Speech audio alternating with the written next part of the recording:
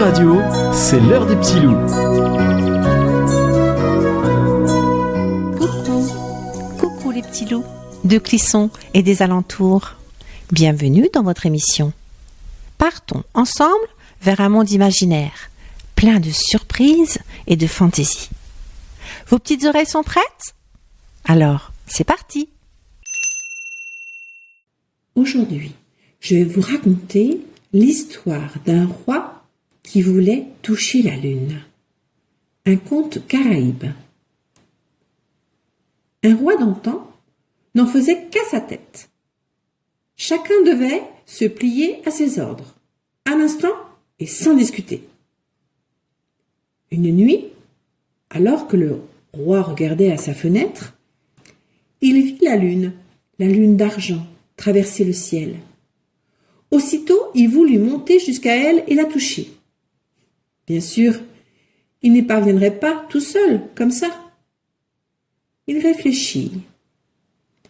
Il réfléchit encore, et des nuits, des jours durant. Il ne pensa qu'à ce problème. Enfin, il trouva une solution. Il lui fallait une très très grande tour qui grimperait jusqu'au firmament. Il monterait tout en haut et alors il toucherait la lune. Il fit venir son charpentier royal et lui ordonna de construire cet édifice. Mais le brave homme hocha la tête. Une tour si grande qu'elle atteindrait la lune, s'étonna-t-il. Mais, votre majesté, c'est impossible à construire. Impossible, rugit le roi. Le mot n'existe pas dans mon royaume. Reviens demain matin pour me dire précisément comment tu t'y prendras pour faire ma tour. Le charpentier passa sa nuit à réfléchir et finalement trouva une solution. Le lendemain matin, il annonçait au roi.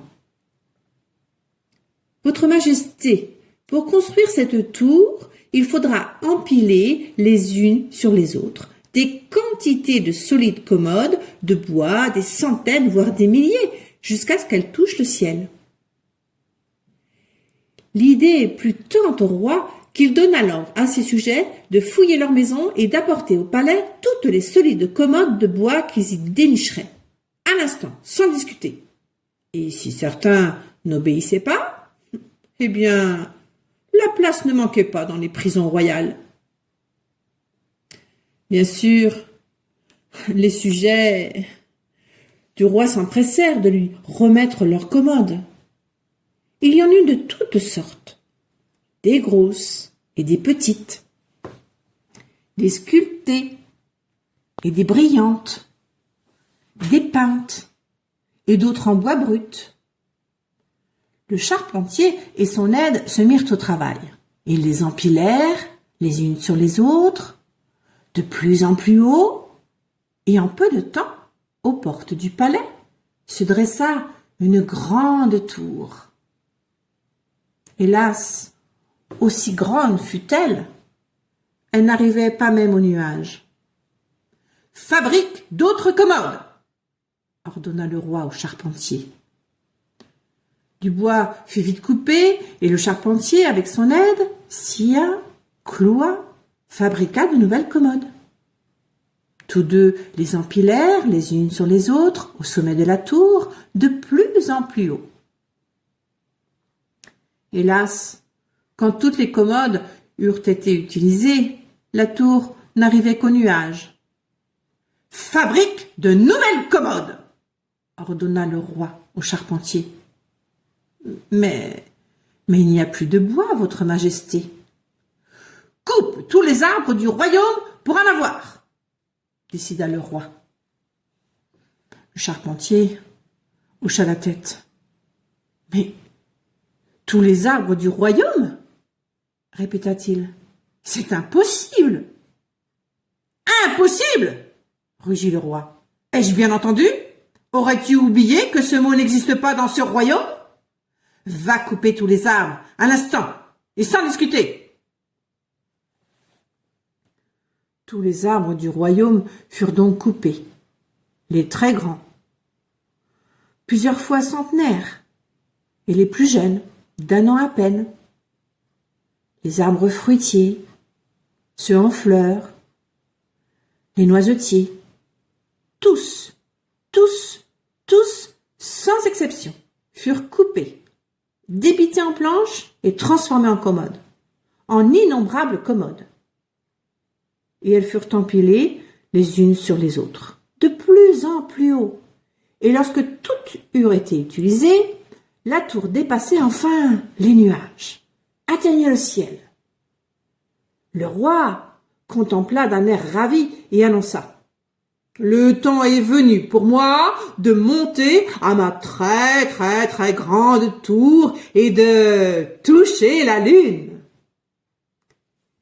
Il monta donc à sa très grande tour, de plus en plus haut. Parvenu au sommet, il leva les yeux, tendit les bras, mais ne réussit pas à toucher la lune. Il se hissa alors sur la pointe des pieds, tendit de nouveau les bras et touchait presque la lune. Presque seulement. « Vite, une dernière commode !» cria-t-il. « Une seule suffira !» Le charpentier regarda autour de lui. Il ne restait plus de commodes. Il ne restait plus de planches. Il ne restait plus d'arbres. Il ne restait vraiment plus rien. « Votre Majesté, il n'y a plus de commode !» expliqua-t-il au roi. « Dans ce cas, vociféra celui-ci, prends-en une au pied de la tour et apporte-la-moi ici. » Le charpentier fut stupéfait. Prendre une commode au pied de la tour? Mais c'était de la folie. Le roi ne devait pas parler sérieusement. « Serais-tu sourd ?» reprit cependant ce dernier. « Prends une commode au pied de la tour à l'instant. » Le charpentier fronça les sourcils, haussa les épaules et fit comme on lui demandait. Il retira la commode sur laquelle reposait la tour. Vous devinez la suite? C'est cela. La très grande tour alors s'effondra, entraînant dans sa chute le souverain, les commodes et le reste. Ainsi finit ce roi, qui n'en faisait toujours qu'à sa tête, et avait voulu, plus que tout au monde, toucher la lune. À très bientôt les petits loups, pour une nouvelle histoire. À bientôt.